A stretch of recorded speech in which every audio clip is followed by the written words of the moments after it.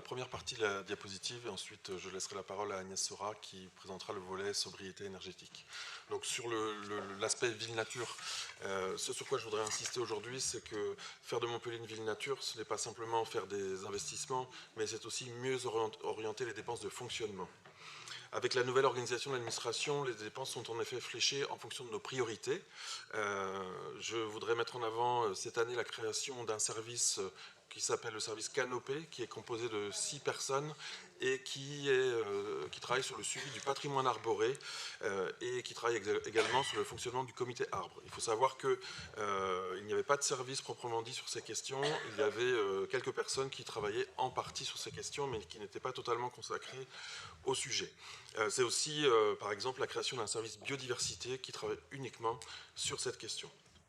Alors, au final, le fonctionnement, ce n'est pas seulement l'entretien courant comme celui des espaces verts, mais c'est, et c'est ça qui est important pour nous, la préservation du patrimoine arboré et la préservation de la biodiversité.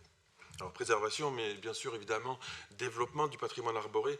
Et là, j'en arrive à l'investissement. Donc, cette année, nous poursuivons le plan 50 000 arbres avec à nouveau de nombreuses plantations.